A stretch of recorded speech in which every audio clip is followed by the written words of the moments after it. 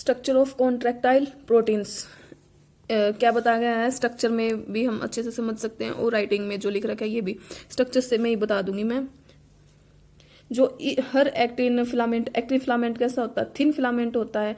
Thin filament किन से, 2F से मिलकर बना होता है। जो ये ग्रीन वाली बॉल्स, डार्क ग्रीन कलर में बॉल्स टाइप स्ट्रक्चर दिख रहा है, इनको क्या बोलते हैं हम, F2F, यानी 2 कैसा, F का मतलब फिलामेंटस, जो फिलामेंटस एक्टिन्स हैं हेलिकल की प्रेजेंट हैं और ये एक दूसरे के हेलिकली बाउंडेड होकर इनटू ईच अदर है। ईच F एक्टिन कैसा होता है, मोनोमरिक, कैसा स्ट्रक्चर होता है, मोनोमरिक प्रोटीन, मोनोमरिक जी एक्टिन प्रेजेंट है यानी ग्लोबुलर है। 2 फिलामेंट्स हैं हमारे अनदर प्रोटीन के, वो है ट्रोपोमाइसिन।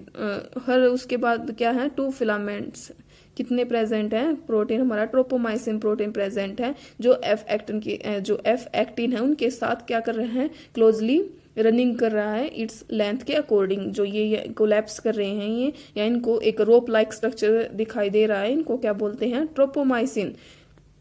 कॉम्प्लेक्स प्रोटीन, और इनके ऊपर कैसा प्रोटीन प्रेजेंट है, कॉम्प्लेक्स, जो ये 3 ऑरेंज कलर में दिख रहे हैं इनको क्या बोलते हैं, complex protein name as troponin.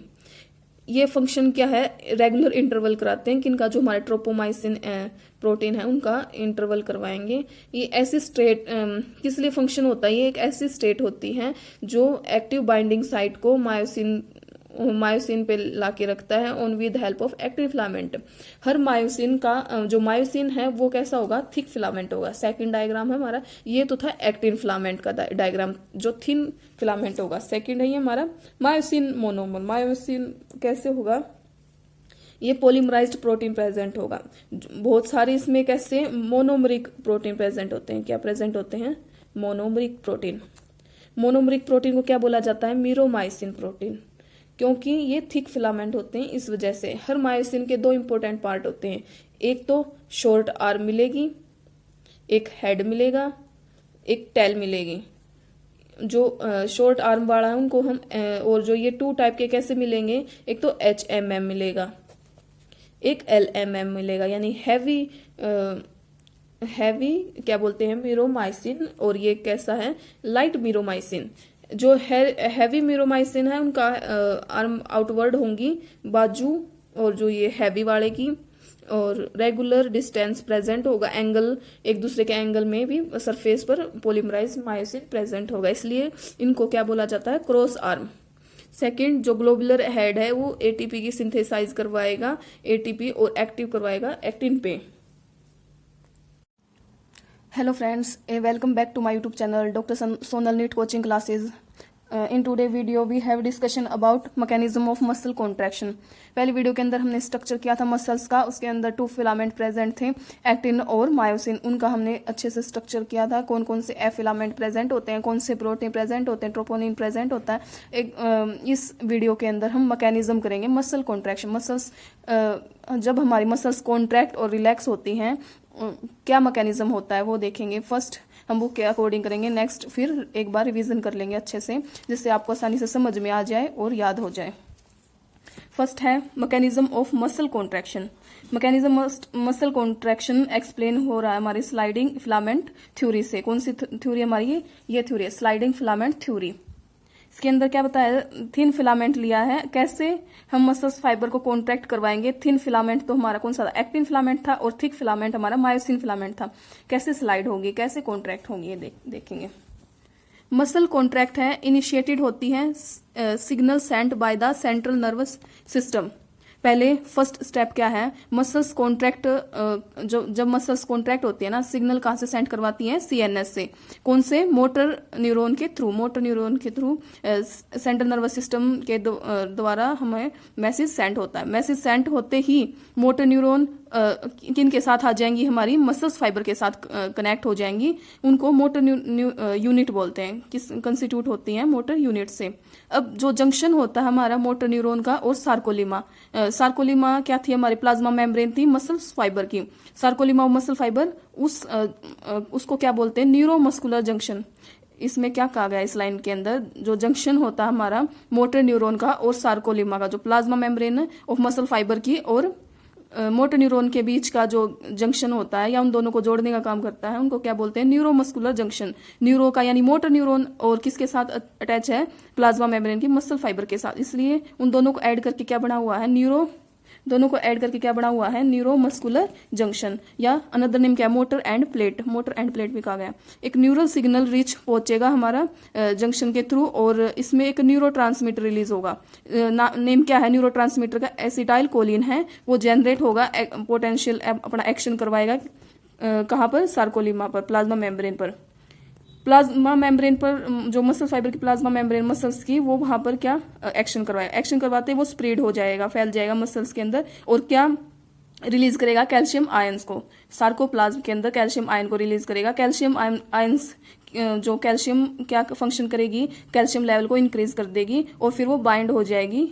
जो सब यूनिट है ट्रोपोनिन, ट्रोपोनिन हमने कहाँ किया था, जो हमारा एक्टिन फिलामेंट है ना, वो उसके ऊपर एक ट्रोपोनिन क्या प्रोटीन प्रेजेंट था, उसकी सब यूनिट को क्या कर देंगे, बाइंड कर देंगे। मैं दिखा भी देती हूँ आपको डायग्राम के अंदर, ये हमारा एक्टिन डायग्राम है। एक्टिन डायग्राम के अंदर ये एक रोप लाइक स्ट्रक्चर प्रेजेंट होता है ट्रोपोमाइसिन नाम का, उसके जो ये 3 स्ट्रक्चर स्मॉल स्ट्रक्चर प्रेजेंट है, इनको हम क्या बोलते हैं, ट्रोपोनिन। ट्रोपोनिन क्या है, प्रोटीन पिगमेंट है। ये यहाँ पर क्या फंक्शन करेगा, बाइंड कर देगा कैल्शियम का, किन के साथ, सब यूनिट ऑफ ट्रोपोनिन के साथ। उसमें एक्टिन फिलामेंट होता है, और रिमूव कर देगा मायोसिन की एक्टिव साइट से। एक्टिव साइट से रिमूव करने के बाद जो एनर्जी प्रोड्यूस होगी एटीपी को हाइड्रोलाइज करके, फिर मायोसिन का जो हेड है, ये हमारा एक्टिन फिलामेंट है, ये है मायोसिन फिलामेंट। जो ये हेड और जो मायोसिन फिलामेंट है 2 हिस्सों में डिवाइड हुआ है। फर्स्ट जो हेड वाला और नेक वाला हिस्सा, सेकंड टेल वाला है। इसके अंदर क्या बताया है, हाइड्रोलिस करवाता जो मायोसिन का हेड है वो बाइंड हो जाएगा हमारा एक्टिन फिलामेंट के अंदर, और इस ब्रिज जो ये ब्रिज बना लेगा, इस ब्रिज को हम क्या बोलते हैं, क्रॉस ब्रिज। क्रॉस ब्रिज बनाने के बाद ये यहाँ पर आप सेकंड स्टेप में देख सकते हो, एक्टिन फिलामेंट अटैच हो गया मायोसिन हेड के साथ, is name as cross bridge, या फॉर्मेशन हो जाएगी यहाँ पर क्रॉस ब्रिज की। नेक्स्ट जो pulls this pulls the attachment actin filament toward the centre of A band. जो यहाँ पर अब अटैचमेंट हुई है, जो हमारे यहाँ पर क्रॉस ब्रिज बना है, क्रॉस ब्रिज क्या करती है, नेक्स्ट डायग्राम में दिखाया हुआ है। ये 3 डायग्राम है। पहला वाला है रिलैक्स, जब हमारी मसल्स रिलैक्स होती हैं तो हमारा आई बैंड और ए बैंड का और जेड लाइन का क्या फंक्शन होता है। इसी तरह से कॉन्ट्रैक्टिंग में कॉन्ट्रैक्शन स्टार्ट होती है हमारी मसल्स फाइबर की, तब क्या फंक्शन करेगी, ये हमारा ए बैंड है, और ये इन बिटवीन जेड लाइन के ये कौन सा बैंड है, आई बैंड है। जब बहुत ज्यादा कॉन्ट्रैक्शन हो जाती है तब क्या फंक्शन करेगी, इस डायग्राम में हम देख लेंगे। क्या बताया हुआ पहले, एक्टिन जो अटैचमेंट होती है हमारी एक्टिन फिलामेंट के टुवर्ड जाता है सेंटर ऑफ ए बैंड के। ए बैंड यहाँ पर ये कॉन्ट्रैक्शन की प्रोसेस है, कहाँ पर जाएगा, ये सेंटर, ये जो सेंटर में प्रेजेंट है ना, ए बैंड पुल टुवर्ड्स, यानी हमारे सेंटर की तरफ पुल करेगा या उनको भेजेगा, किस वजह से, इनवर्ड करेगा, शॉर्टनिंग ऑफ, किस कमी के कारण या किस कारण से हमें इनवर्ड की तरफ पुल करेगा, ये करेगा शॉर्टनिंग ऑफ। जब हमारे जो प्लाज्मा मेम्ब्रेन है उसकी शॉर्ट कमी हो जाती है तब क्या होती है, कॉन्ट्रैक्शन होती है। प्लाज्मा मेम्ब्रेन की शॉर्ट हो जाना या शॉर्टेज हो जाना, तब क्या होता है, कॉन्ट्रैक्शन होता है। उसमें जो इनवर्ड एक्टिन को इनवर्ड की तरफ, ए बैंड को इनवर्ड पुश करेगा, पुल करेगा इनवर्ड में। It is clear that from the above steps that during shortening of muscles contraction, हमें पता चल गया भाई इस स्टेप में शॉर्टनिंग ऑफ मसल्स कॉन्ट्रैक्ट होती हैं, और जो आई बैंड है वो फिर रिड्यूस करवा देगा ए बैंड को, फिर लेंथ वही आ जाएगी। एंड इसी तरह से जो मायोसिन रिलीजिंग द एडीपी, अब इस स्टेप में बताया गया है मायोसिन क्या रिलीज कर देता है, जो एटीपी है वो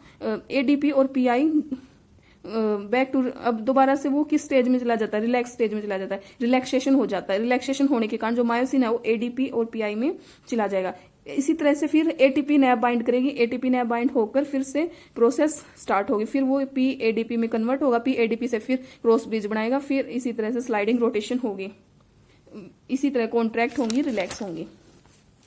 अब क्या बताया, breakage is repeated causing further, फिर स्लाइडिंग होगी, प्रोसेस कंटिन्यू चलेगी, सार्कोप्लाज्मिक सिस्टर्नी रिजल्ट क्या आएगा, एक्टिन फिलामेंट की मास्किंग होगी। This cause of return of Z lines back, फिर से जो हमारी ये जो जेड लाइन है बैक अपनी पोजीशन पे बैक आ, ये यहाँ पर क्या कॉन्ट्रैक्ट में देखिए हमने जेड लाइन बिल्कुल नजदीक आई हुई है, बहुत ज्यादा पुल्ड कॉन्ट्रैक्ट हुई है, फिर से ये दोबारा से क्या हो जाएंगी, इस स्टेप के अंदर रिलैक्स हो जाएंगी। रिलैक्स होने के कारण रिलैक्सेशन चला जाएगा, फिर वही डिफरेंट मसल्स प्रेजेंट होंगी फाइबर के अंदर, वही प्रोसेस रिपीट होती जाएंगी। अब जो अगर हमारी मसल्स एक्टिविटी रिपीटेड हो रही है, कॉन्ट्रैक्ट रिलैक्स या मैक्सिमली कॉन्ट्रैक्ट हो रही है, तो वहां पर क्या लैक्टिक एसिड एक्यूमुलेट होना स्टार्ट हो जाता है, यानी वहां पर लैक्टिक एसिड बनना स्टार्ट हो जाता है, इकट्ठा होना स्टार्ट हो जाता है।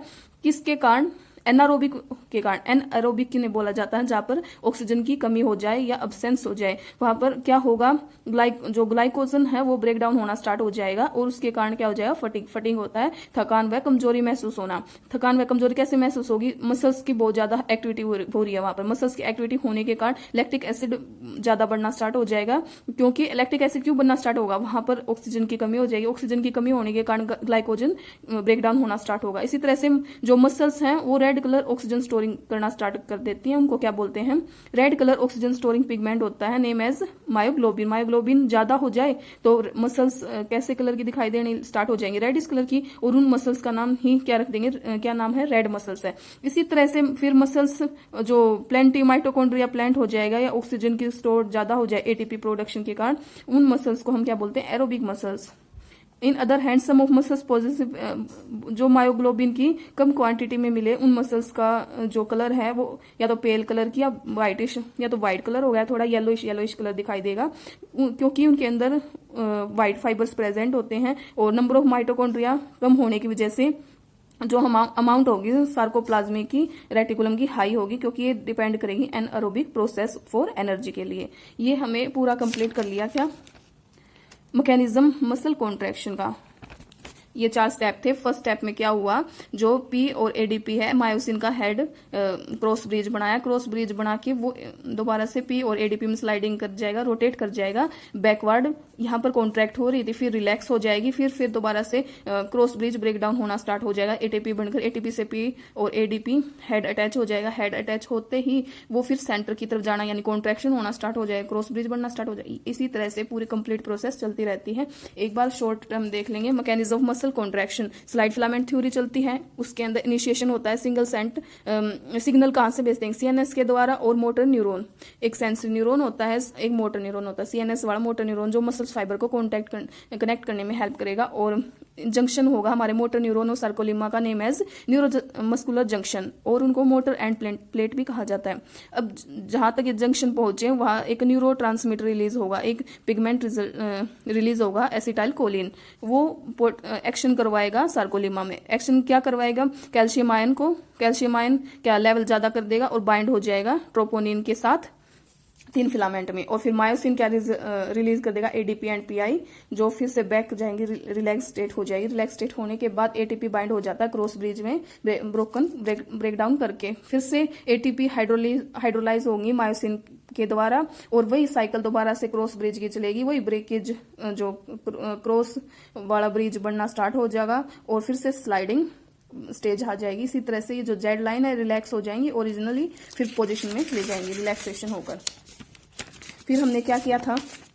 फटीग के बारे में किया था। फटीग क्या होता है? फटीग होता है वही थकान, कमजोरी आना। कैसे आती है? मसल एक्टिविटी काफी ज्यादा होंगी, रिपीटेड होंगी, उसमें एनारोबिक प्रोसेस चलेगी। एनारोबिक प्रोसेस में जो ग्लाइकोजन है ब्रेक डाउन होगा, और वहां पर लैक्टिक एसिड इकट्ठा होना स्टार्ट हो जाएगा। इसी तरह से मायोग्लोबिन क्या बताया? एक तो रेड फाइबर्स होते हैं, एक व्हाइट फाइबर्स होते हैं। जो muscles red coloured oxygen store pigment होता है मायोग्लोबिन कहलाता है। कुछ मसल्स लेस क्वांटिटी में होती हैं तो उनका व्हाइटिश कलर आएगा या व्हाइट फाइबर बोलते हैं, और कुछ जो मायोग्लोबिन हाई क्वांटिटी में हो जाए तो रेड फाइबर कन्वर्ट हो जाएगा, क्योंकि उनका रेडिश अपीयरेंस होगा। जो नंबर ऑफ माइटोकॉन्ड्रिया है अगर फ्यू अमाउंट में हो तो जो सार्कोप्लाज्मिक रेटिकुलम है वो हाई अमाउंट में होगा। हाई अमाउंट होने पर एरोबिक प्रोसेस पर डिपेंड करेगा फॉर एनर्जी के लिए। Thank you guys. इस वीडियो के अंदर हमने कंप्लीट कर लिया structure of contractile proteins, muscles of contraction, कैसे मसल्स कॉन्ट्रैक्ट होती हैं, मैकेनिज्म क्या होता है। नेक्स्ट वीडियो के अंदर हमारा स्केलेटल सिस्टम चलेगा। Thank you guys, thank you so much.